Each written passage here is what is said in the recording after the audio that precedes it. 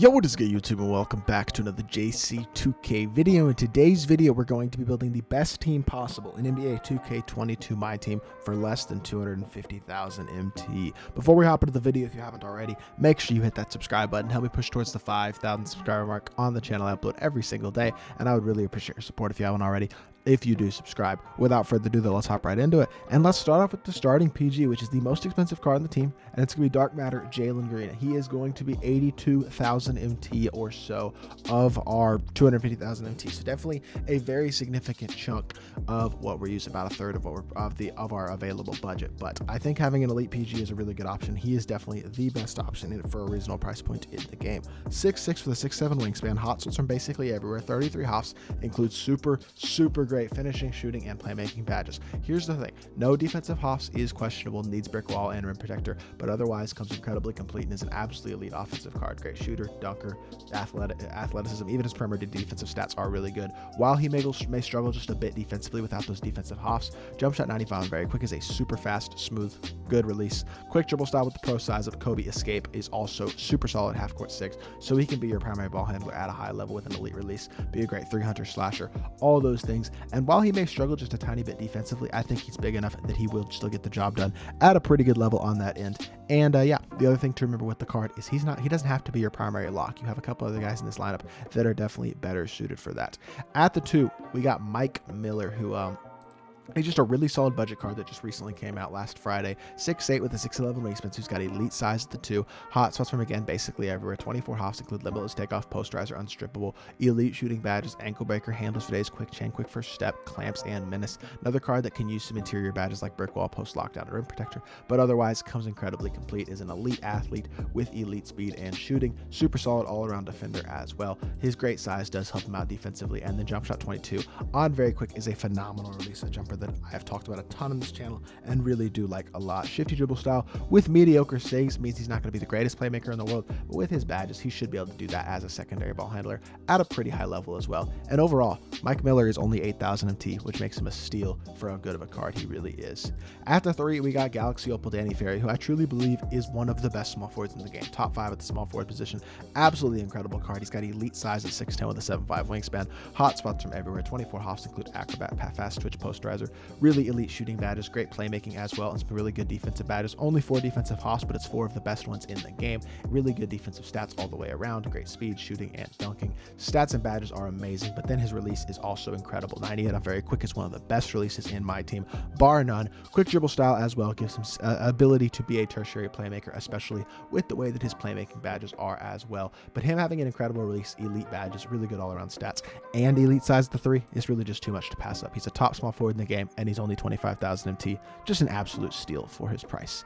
At the 4, we got Jack Sigma, who, again, similar to Danny Ferry, is one of the best power forwards in the game and is super cheap. He's got great size at 6'11" with a 7'2" wingspan, hot spots from basically everywhere. 24 hops include the 3 best finishing badges in the game: fast twitch, limitless takeoff, and posterizer, as well as really good shooting badges, quick first step, and super good all-around defensive badges, in addition to really good interior stats, great rebounding, good speed, good shooting, and great dunking ability. Jump shot 22, just like with Mike Miller, is a really good release. Very quick as well, so it's going to be elite on the pick and pop and catch and shoot. Fundamental dribble style means he's not going to be much of a playmaker, but that's what you have these other 3 guys for. While Sigma may not playmake for you, he'll do everything else at a super high level, and again, for 24,000 MT, just is at an amazing price point for how good he really is. At the 5, we got DRob, and while we're not going with power within DRob because he's a little bit more expensive, we still got this signed DRob, who is a really good all-around card with great size at 7'1" with a 7'5" wingspan. Hot spots from both corners. 19 hops include catch, corner, quick first step, and elite defensive badges. Really, defense and rebounding is where he shines, but he's got great speed as well for a center, a really good release, great shooting ability, and dunking ability as well. DRob release on quick is, as I've talked about many times, one of my favorite releases for a big man in the game. It's just so smooth, quick, and easy to green. His movement is not good, but that's okay because he's going to be an elite catch and shoot guy, has really good size, an elite all-around defender and rebounder as well. Really good card. DRob is is a beast. He's 53,000 MT, the second most expensive card in this team. And as y'all can see, this starting lineup runs you to 192,000 MT, which is the majority of the MT that you have to use on this squad. But I think having an elite starting lineup like this will allow you to compete with God squads, and this is a team that can get the job done. Off the bench, we got to go with some more budget options, and I think the budget point guard that is perfect for this is going to be Denny Avdia. While he may not be the playmaker that you could prefer at the point guard position, I think his defense and his size at 6'9" is super valuable. 12 hops include catch, corner, some good playmaking badges, but also really good defensive badges, clamps, interceptor, and pick dodger, as well as the interior badge of intimidator. Could use brick wall, rim protector, blinders, and chef added if you can afford those, but even without them, 94 speed and excel, 90 shot 3, good dunker, and elite all-around defender is super nice, especially at 6'9" at PG. Jumper is actually pretty good. It is a set shot, but it's honestly smooth. It's easy to green. It's honestly not going to be an issue at all with the jumper. And again, he's not your primary ball handler. Offensively, he's more of a spot up guy or a masher when you have a mismatch against other PGs. And defensively, he's going to hold it down at a super high level. And when you can get a card like this for 3,000 MT, you just got to put him on the squad. At the backup shooting guard, we got Kazi Russell, who again, I've talked about a decent amount. I think you need a primary ball handler off the bench, especially if you're running a point guard like Denny, who's not a great playmaker. And Kazi gives you just that. At only 6'5", he's a tiny bit undersized, but not too undersized. 6'8" wingspan, hot spots from basically everywhere. 21 hops, and they're nice and well-rounded. Got great shooting badges in addition to playmaking and defense and finishing. So that is super valuable. Stats are elite all the way around with great speed, shooting, dunking, and defense.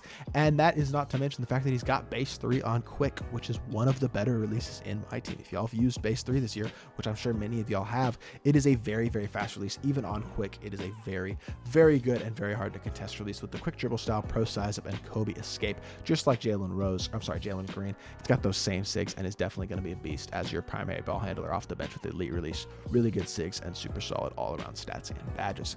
At the backup 3, we're going with Mr. Shane Battier. And I will say, just real quick, I forgot to mention Kazi's price. He's going to run you about 32,000 MT, so easily the most expensive card off the bench. But at the backup 3, like I was saying, Battier is the guy who's going to come in to be your lock off the bench at 6'8" with a 6'10" wingspan. He's got good size, hot spots from nearly everywhere. 17 hops include catch, corner, limitless spot up, sniper, quick first step, and then elite defensive badges all the way around. Defensive stats also super souped. He's got the interior badges, even like a pogo stick, post lockdown, rim protector, and intimidator. Has good speed, but that's not really his role. He's going to be a shooter on offense, can dunk in transition and things like that. Quick first step is nice to give him a little bit of playmaking, but defense and shooting is what he's on the court for. Jump shot 40 on very quick is super smooth and easy to green. The shifty dribble style with very mediocre sigs is going to prevent him from being an elite playmaker, kind of similar to a guy like Mike Miller, but he's a guy who's going to knock down shots at a high level, defend at a high level, and give you that little bit of playmaking as well in a pinch at the 3. And when you can get a card who's this good of a 3D, it actually does have a little bit of playmaking as well for 3K. Again, that's just an absolute steal.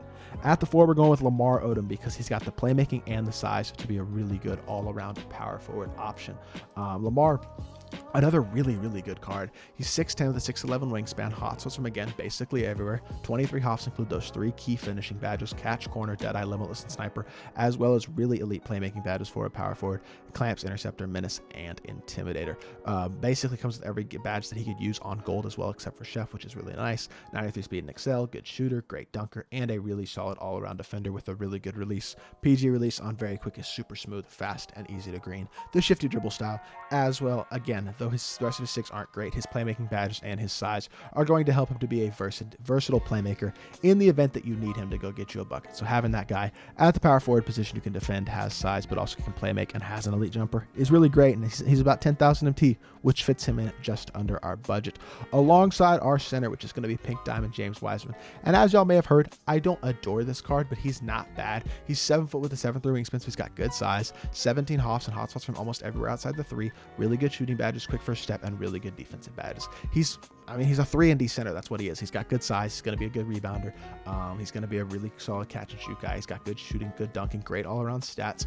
Also, the problem that I do kind of have with him is the set shot 30 on very quick. It's not the, I guess you would say, prettiest release, and it's not crazy fast, but it's not slow either, and it will definitely get the job done, even though it does look a little bit weird and isn't really your prototypical elite release at this point in the year. It's definitely good enough to get the job done. Not a bad release at all, and coupled with his defensive ability and the fact that he's only 9,000 MT and has great size, he's going to be a great option at your backup center. So this bench runs you 57,000 MT, starters about 192k MT, and if you add those together, that gives you 249,000 MT to build this squad, which is just just under that 250,000 MT limit.